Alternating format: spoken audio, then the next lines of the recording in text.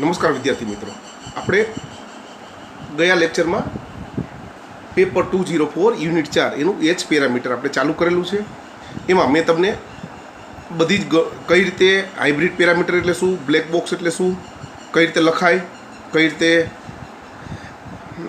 H11, H12, H21, H22 કઈ રીતે થાય, HI, HF, HR અને HO કઈ રીતે આવે, એ બધી જ વસ્તુ જોયેલી છે.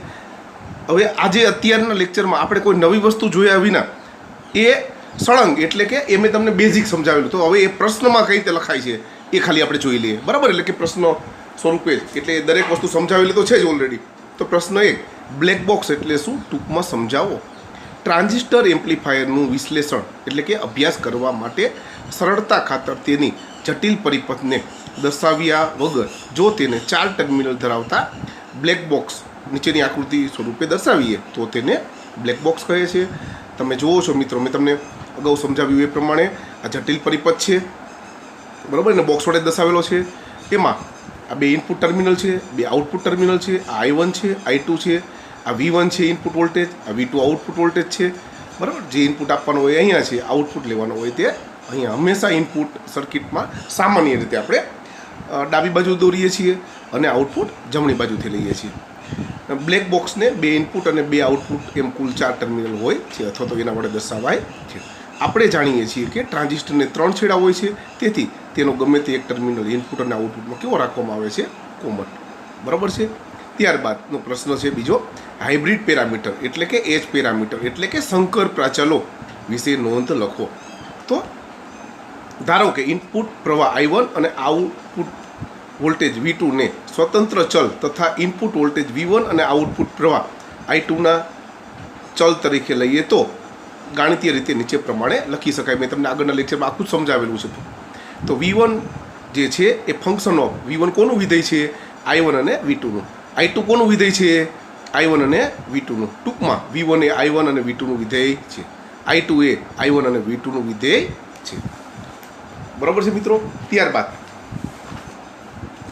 સમીકરણ 1 અને 2નું પૂર્ણ વિકલન કરતા એટલે કે વિકલન સ્વરૂપે લખતા, એ પણ આપણે અગાઉ જોયેલું છે, બરાબર છે. તો dV1 બરાબર dV1 upon dI1 into dI1 plus del V1 upon del V2 into del V2. મેં તમને સરળતા માટે ખાસ કરીને બી ગ્રુપવાળા માટે સમજાવેલું કે આ V1 છે, અહીંયા V1 અને V1 રહેવા જોઈએ, એટલે કે dI1 અહીંયા અને dI1 ઉપર અને નીચે, અહીંયા dV2 ઉપર અને નીચે, એટલે કે V1 રહેશે. એ જ રીતે અહીંયા dI2 બરાબર dI2, બરાબર છે. આનું વિધેય હોવાથી આ 2 ઉપર નીચે, અહીંયા પણ ઉપર નીચે. હવે અહીંયા H11 લખીએ છીએ, અહીંયા H12. પેલો Hમાં જે પેલો અક્ષર આવે છે, પેલો આંક આવે છે, એ હાર દેખાડે છે, એટલે કે આ પહેલી હાર અને આ પહેલો સ્તંભ, એટલે કે અહીંયા H11. આ પહેલી હાર અને બીજો સ્તંભ, એટલે કે અહીંયા H12. આ બીજી હાર અને પહેલો સ્તંભ, એટલે કે H21. આ બીજી હાર અને બીજો સ્તંભ, એટલે કે H22. તો H11 કોની જગ્યાએ આપણે લખેલા છે, ડેલ V1 અને ડેલ I1 ની જગ્યાએ. આની જગ્યાએ શું લખેલું છે, બરાબર છે, H12. આની જગ્યાએ શું લખેલું છે, H21. આની જગ્યાએ શું લખેલું છે, H22, બરાબર છે. તો એ બધાને શું કહીએ છીએ આપણે, હાઇબ્રિડ પેરામીટર, બરાબર છે. તો ડેલ V1 અને ડેલ I1 આ ક્યારે મળશે, V2 0, આ પદ 0 થશે ત્યારે, બરાબર છે. એ જ રીતે H21 del I2 અપન del I1 આ પદ ક્યારે 0 થશે, આ પદ 0 થાય ત્યારે, એટલે કે V2 અચળ હોય ત્યારે, બરાબર છે. એ જ રીતે આ પદ ક્યારે મળશે, આ પદ 0 થાય ત્યારે, એટલે કે I1 અચળ હોય ત્યારે. આ પદ ક્યારે મળશે, આ પદ 0 થાય ત્યારે, બરાબર છે મિત્રો. તો બીજું કે હવે આ અગાઉ આપણે ગયા લેક્ચરમાં જોયું હતું એ પ્રમાણે આ 1 છે એટલે કે ઇનપુટ, આ 1 છે એટલે કે ઇનપુટ. તો ઇનપુટ વોલ્ટ અને ઇનપુટ પ્રવાહ એનો ગુણોત્તર છે. તો ઇનપુટ પ્રવાહ વોલ્ટ અને ઇનપુટ પ્રવાહનો ગુણોત્તર એટલે કે વોલ્ટ અને પ્રવાહનો ગુણોત્તર એટલે કે ઇમ્પિડન્સ, અને ઇનપુટ બંને છે એટલે કે ઇનપુટ ઇમ્પિડન્સ. ઇનપુટનો I એટલે કે HI કહીએ છીએ, એનો એકમ શું થાય, ઓહમ. આ I2 એટલે કે 2 એટલે કે આઉટપુટ, 1 એટલે કે ઇનપુટ. આ આઉટપુટ પ્રવાહ અને ઇનપુટ પ્રવાહનો ગુણોત્તર છે. તો આઉટપુટ પ્રવાહ અને ઇનપુટ પ્રવાહનો ગુણોત્તરને આપણે પ્રવાહ ગેઇન કહીએ છીએ, એટલે કે ફોરવર્ડ પ્રવાહ ગેઇન, એટલે કે ફોરવર્ડનો F એટલે કે HF. 2 પ્રવાહનો ગુણોત્તર હોવાથી એ એકમ રહિત છે. બરાબર છે મિત્રો. તો આ MCQમાં પણ આવું પૂછી શકે. એ જ રીતે V1 અને V2, તો V2 બાય V1 હોત તો ફોરવર્ડ વોલ્ટેજ ગેઇન કહેત. અહીંયા V1 બાય V2 છે એટલેથી ઊંધું છે, એટલે કે રિવર્સ વોલ્ટેજ ગેઇન, એટલે કે એકમ રહિત આવશે અને રિવર્સનો R એટલે કે HR. એ જ રીતે I2 અપોન V2, જો V2 અપોન I2 હોત તો ઇમ્પિડન્સ આવે. અહીંયા I2 અપોન V2 છે એટલે એડમિટન્સ, બરાબર છે. અને આ બંને 2 નંબર 2 2 છે એટલે કે આઉટપુટ, તો આઉટપુટ એડમિટન્સ એટલે કે HO. અને બંને એ ઓહમ જે છે એનો ઊંધું થશે, વ્યસ્ત થશે, એટલે કે મોહ થશે અથવા તો સિમેન્સ થશે. આમ આપણને જુદા જુદા એકમોના પ્રાચલોના સમૂહ મળતો હોવાથી એને હાઇબ્રિડ પેરામીટર અથવા તો H પેરામીટર કહીએ છીએ. સફિક્સમાં HI, HF, HR અને HO છે.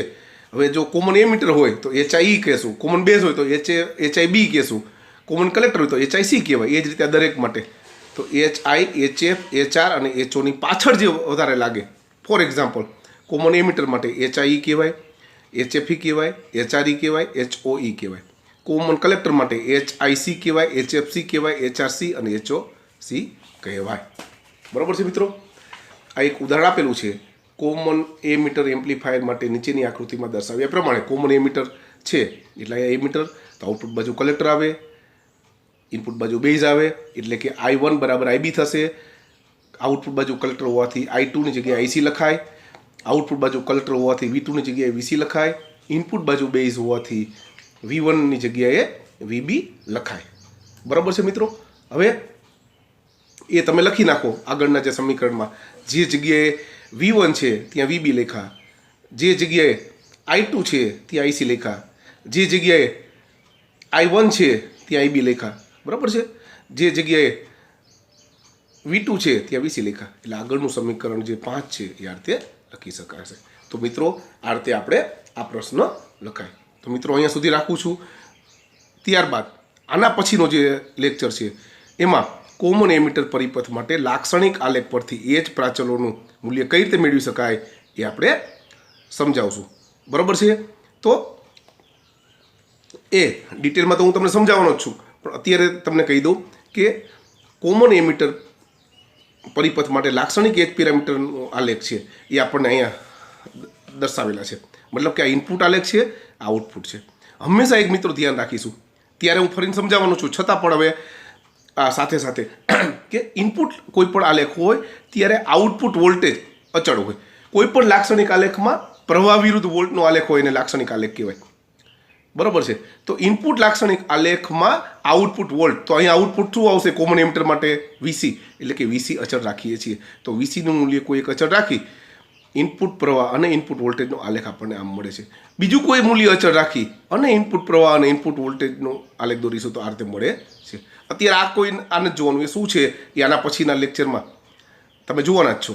બરાબર છે. આ ઢાળ શોધવા માટેની વાત છે, ગણતરી માટેની. તો આપણને આવો જ મળે છે આલેખ આ રીતે, અને એ તમે ત્રીજા સેમેસ્ટરમાં ભણી પણ ગયા છો. એ જ રીતે આઉટપુટ લાક્ષણિકતામાં ઇનપુટ પ્રવાહ અચળ રાખવાનો. દાખલા તરીકે IB1 અચળ રાખ્યા, IC વિરુદ્ધ VCનો આલેખ દોરો તો તમને આવો મળે છે. IBનું બીજું કોઈ મૂલ્ય રાખ્યું તો એ આપણને આલેખ આવો મળે છે. IBનું ત્રીજું કોઈ અચળ મૂલ્ય રાખ્યું, IC વિરુદ્ધ VCનો આલેખ આવો મળે છે. હવે આપણે 4 H પેરામીટર આલેખ ઉપરથી દોરવા છે. તો ઇનપુટ ઇમ્પિડન્સ મારે શોધવો છે આલેખ ઉપરથી. તો ઇનપુટ ઇમ્પિડન્સ એટલે આગળ જોઈ ગયા આપણે કે કોમન એમીટર માટે VB અપન IB કહેવાય. તો VB અને IBનો ગુણોત્તર, તો VB અને IBનો ગુણોત્તર ક્યાં તમને મળવાનો છે? અહીંયા. VB અને IBનો ગુણોત્તર એ આપણને આના ઉપરથી મળવાનો છે. આના પછીના લેક્ચરમાં જોવાના જ છીએ આપણે. બરાબર મિત્રો. એ જ રીતે ફોરવર્ડ પ્રવાહ ગેઇન એટલે કે IC અને IBનો ગુણોત્તર. તો IB અને IC જે છે બંને જે આપણે હોય એ કેના ઉપરથી છે? આના ઉપરથી. તો અહીંયા IB અને IC છે, અને લંબાવી દઉં એટલે કે આ અલગ અલગ IB અને એને અનુરૂપ અહીંયા આપણને IC મળે છે. બરાબર છે. એ જ રીતે ત્રીજું જે છે રિવર્સ વોલ્ટેજ ગેઇન. બરાબર છે. ડેલ્ટા VB અને ડેલ્ટા VCનો ગુણોત્તર. તો ડેલ્ટા VB અને ડેલ્ટા VCનો ગુણોત્તર એટલે ફરીને આ પહેલા આલેખ ઉપરથી મળશે. આ બે અલગ અલગ VC છે, એને અનુરૂપ તમે અહીંયા લાઈન લંબાવશો એટલે અહીંયા આપણને VB1 અને VB2 મળશે. આ બેનો તફાવત એટલે કે ડેલ્ટા VB થશે, આ બેનો તફાવત એટલે કે ડેલ્ટા VC થશે. બરાબર મિત્રો. એ આના પછીના લેક્ચરમાં આપણે ડિટેલમાં જોવાનું છે. બરાબર. એટલે વધારે વાત નથી કરતો. અને આઉટપુટ એડમિટન્સ ડેલ્ટા IC અને ડેલ્ટા વીસી. તો ડેલ્ટા આઈસી અને ડેલ્ટા વીસી ક્યાંથી મળવાના છે? તો ડેલ્ટા આઈસી અને ડેલ્ટા વીસી જે છે એ આપણને અહીંથી મળવાના છે. તમે જોઈ શકો છો, કોઈ એક આલેખ લઈ અને એનો ઢાળ શોધો તો ડેલ્ટા વીસી અને ડેલ્ટા આઈસી અહીંથી આપણને મળવાના છે. તો મિત્રો અહીંયા સુધી રાખું છું.